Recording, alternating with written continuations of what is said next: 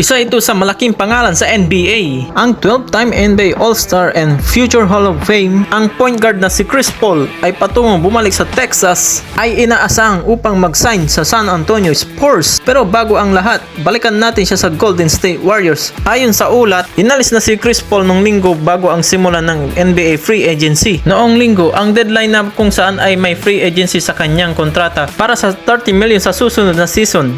Ang management ng Warriors ay naghahanap na ng mga ka-trade para dito kay Chris Paul bago ang kanyang deadline. Hindi na plano ng Golden State Warriors na tapusin ang kanyang kontrata at tinayak ito para magkaroon ng isang trading partner. Ito ay hindi rin nakakasorpresa dahil ang mga balita ay lumalabas na si Chris Paul ay malamang na aalisin kung walang magiging ka-trade ito sa Golden State Warriors. Ang mga pagkakataon ng isang pagkaka-trade para sa isang 39 years old point guard na may karahasan sa injury ay lubos na hindi nagustuhan ng Golden State Warriors. Si Chris Paul ay nakagagawa ito sa average na panahon na nasa Golden State Warriors siya, kung saan siya ay nag-average ng 9.2 points per game, 6.8 assist points per game, 4.1 steals, 26.4 minutes bawat laro. At sa season ay 58 games para sa Golden State Warriors noong nakaraang season. Si Chris Paul ay pangunahing ginagamit bilang maging off the bench sa mga oras para maging isang magandang mix na may legendaryong duo ng Stephen Curry at Klay Thompson.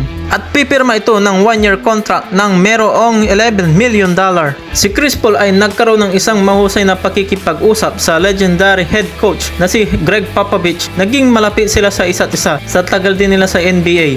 Ito ang dahilan kung bakit ito kinuha sa pagsali ni Chris Paul sa San Antonio Spurs ay magiging malaking tulong para sa pagkakataon ito upang mas mayangat pa ang laro ng Rookie of the Year na si Victor Wembanyama sa susunod na next season. Alam naman na natin na kakadraft lang ito si Victor Wembanyama last season at gumawa na agad ito ng pangalan niya sa NBA na talaga naman nakakamangha ang kanyang naging performance. Si Victor at Chris Paul ay maaaring maging katulad ng panahon niya noong nasa Los Angeles Clippers pa siya. Kasama niya dito si Blake Griffin at Andre Jordan dahil ito ang hinahanap ngayon ng San Antonio Spurs para makabalik sa playoff at makakasama niya dito ang mga batang manglalaro ng San Antonio Spurs at maaaring maging matagumpay na koponan. Sa 39 taong gulang ay hindi na siya ganong katulad noong siya ay kanyang prime noong nasa New Orleans Hornets pa siya at Los Angeles Clippers pa ito. Gayunpaman, meron pa rin itong isang kakayahan na maging isang playmaker at isa sa mga pinakamahusay sa floor na nakikita natin sa NBA. Naging NBA Rookie of the Year ito noong 2006. Isa si Chris Paul na naging NBA All Defensive Team,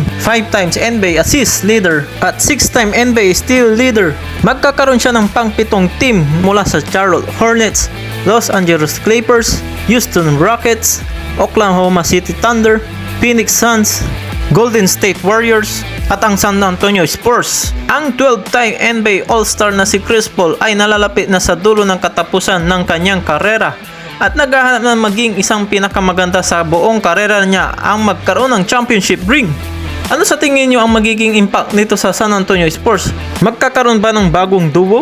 Mag-comment lang kayo sa baba at paki-subscribe na din kung bago lang kayo sa aking channel.